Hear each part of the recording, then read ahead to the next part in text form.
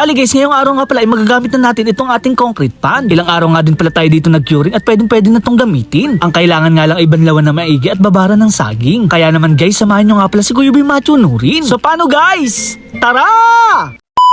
Ngayong araw nga pala guys ay magliligtas na tayo at maglalagay na tayo ng tubig dito sa ating concrete pan. Kung inyo nga palang naalala guys ay naglagay tayo dito ng flexiband na may kasamang sahara at semento. Sana nga inasolve na natin ang ating problema at hindi na lumabas ang tubig. Hindi ko na nga rin pala ito pipinturahan guys at ganito na lang ang kanyang magiging kulay. Parang natural habitat na nga pala ito ng ating mga alagang koi fish. May mga namaong semento naman dito na kailangang alisin para hindi masugatan ng mga isda at hindi matanggal ang kanilang mga kaliskis. Uumpisahan na nga pala natin ang paglalagay ng tubig. Kailangan nga pala natin itong banlawan ng maigi para mawala ang amoy ng semento. Sobrang tapang din kasi ang amoy nito lalo na ang flexiband. Sinik ko na nga rin pala ang mga gilid-gilid nito baka meron mga bitak-bitak. Kumuha na nga rin pala ako guys ng dahon ng saging. Hindi lang pala ako ang gumagamit nito kundi marami kaming fish keeper. Nasubukan na nga pala natin ito nung una at napaka-epektibo naman. Kukusutin mo lang to na parang damit para kumatas at maaamoy mo na ang aroma ng dahon ng saging. Bali guys, ibababad ko rin pala to ng mga ilang oras para mas lalo nga maging epektibo at tumalab sa semento. At habang nagpupuno nga pala tayo ng ating concrete pan, sisilipin ko naman dito sa loob ng bahay kung tumatagas pa ang tubig. Sa wakas nga guys ay nasolve ko na ang ating problema. Wala na kasi tayo makitang tagas dito sa gilid ng tiles. Wala na rin tayo makapang tubig na nanggagaling sa ating fish pan. Nagbunga na nga pala yung ating pagod at paghihirap. After ko naman mababaran to ng ilang oras ay magsacycle naman tayo ng tubig. Medyo nahihiya na nga rin pala ako sa ating mga followers dahil paulit-ulit na lang tayo dito sa ating ginagawa. May kasabihan nga pala tayo guys, try and try until you succeed. Kaya naman nandito tayo paulit-ulit tayo hanggang ito ay maging perpekto. Pagkatapos naman natin madrain ang tubig, pinangkuskus ko nga pala yung dahon ng saging sa mga pader para nga kumapit ang amoy nito at lalo pa siyang kumatas. Kitang-kita naman sa ating tubig na nag-iba na ang kanyang kulay. Ito nga pala ang sinyalis na tayo ay nagtagumpay. Ito na nga pala guys ang ating huling pagbabanlaw para masigurado natin na mamamatay na ang mga kemikal. Mamaya kasi guys ilalagay ko na rin dito ang ating mga alagang isda. Medyo matagal na kasi sila sa planggana at marumi na rin ang kanilang tubig. Baka nga hindi ko sila mapansin at makita ko na palutang-lutang na lang sila. Ibabalik na rin pala natin sa pwesto itong ating filter para makapag-cycle na rin tayo ng ilang oras bago natin sila ilagay. Palagi nga pala tayo naglalagay ng water conditioner. Pagkatapos 2 balot ng asin. Babawasan ko na nga rin pala guys ang paglalagay ng kung ano-ano dito sa ating concrete pan. Tanging mga bato na nga lang ilalagay natin dito sa mga gilid-gilid. Tinaasan ko na nga rin pala ang tubig nito para mas malawak ang kanilang paglalanguyan. Maraming salamat naman sa aming kapitbahay na aking pinaghiraman. Huwag naman natin kakalimutan mag-acclimate para maiwasan ma-water shock ang ating mga alagang isda. Medyo mahirap nga pala manghuli kapag tabo lang ang ginagamit mo. Kaya naman ginamitan ko na ito ng fishnet para maging mabilis. Medyo nagugulat nga itong ating mga koi fish at nagtatalunan. Tayo nga ipinagpulot pa at pinahirapan. Kaya naman guys, this is the moment of truth. Maibabalik ko na nga pala sila sa dati nilang lagayan. Ibababad ko nga pala sila ng mga ilang oras kasama ng ating mga gapi. Ito nga pala yung mga pidort kahapon na binili natin kay Kuya Odi. Mga juby size pa nga ito at dito na natin sila papalakihin. Tinanggal ko na nga pala dito ang ating mga pako para hindi sila kainin. Pagkatapos nga ng 1.5 oras ay pwede ko na silang pakawalan. Muntik pa nga ako makatulog dahil sa tagal ng ating paghahantay. Napakasarap naman sa pakiramdam magpakawalan ng isda dito sa ginawa nating concrete pan. Kaya naman humayo kayo mga koi fish ko at magpakadami.